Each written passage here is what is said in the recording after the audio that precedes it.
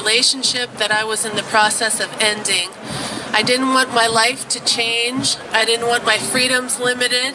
And I wanted to go to college and believed that I wouldn't pursue my education if I had a baby.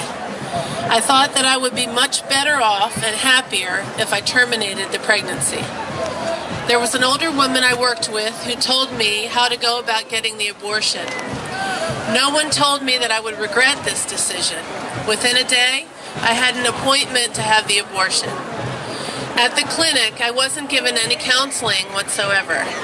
During the abortion procedure, I couldn't help but feel that the doctor was irritated with me. He gave me the impression that he was disgusted that girls like me were making him have to do this job. Immediately after the abortion, I felt relieved that I was no longer pregnant. I decided not to think about it, and I really was unaware that I had any pain over it. It was as if it had happened to someone else. Because you can't mourn over something you can't feel. I no longer wanted to continue in school, so I dropped out of college. I proceeded to get involved in relationships which weren't healthy. I was partying, I was doing drugs, I had no desire to have children.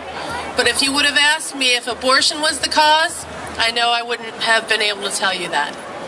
After I found Jesus Christ as my Savior, which was 25 years ago, I was encouraged to confess any past sin in order to keep the enemy from using it against me. I acknowledged the guilt of my sin at that time, but didn't know the gravity of it, not even a little bit. Many years later, I had a vision of meeting my child in heaven.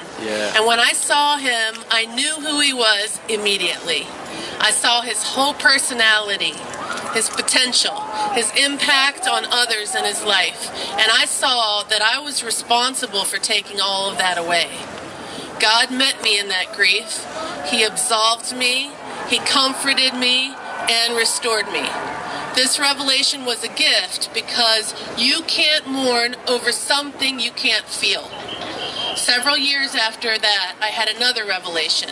I heard a young woman talking about how her peers had been taken away by abortion, and I knew that I was guilty of taking away my sister's nephew, my niece's cousin, my father's grandson, etc.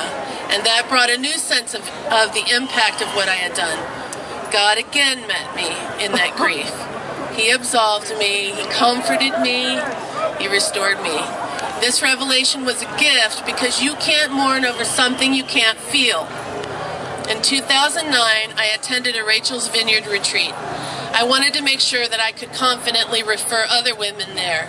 All of the same steps the Lord had worked in my heart over the past 24 years were included in that one weekend.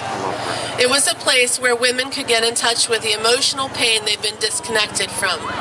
I highly recommend it to anyone either suffering or not suffering from a past abortion. Why do I say not suffering? If you have had an abortion and you have been forgiven, you may believe that you have also been totally healed. But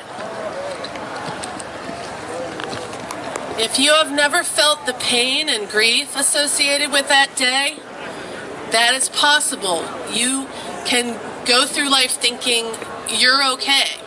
I can tell you there is much healing to be done. It's unnatural for a woman to kill her child and feel nothing. You can't mourn what you can't feel, and that's an indication that you have not been healed. Please attend a Rachel's Vineyard retreat and allow God to bring to the surface the part of your soul which you have locked away. He will heal you completely if you give him the chance. I wrote a song about my experience, and the refrain goes like this. Where's the shame, covered with Christ's blood? Where's the pain, being healed by God's love? Where's the truth? It's a sharp sword in my mouth. Where's the fear? By love it's been cast out. In my life, I've exercised all of my reproductive rights. I have 6 children on earth. Yeah. I have had 4 miscarriages, including a ruptured ectopic pregnancy. But of all those choices I made, there's only one that I regret, and that's my abortion. That's why I'm silent no more.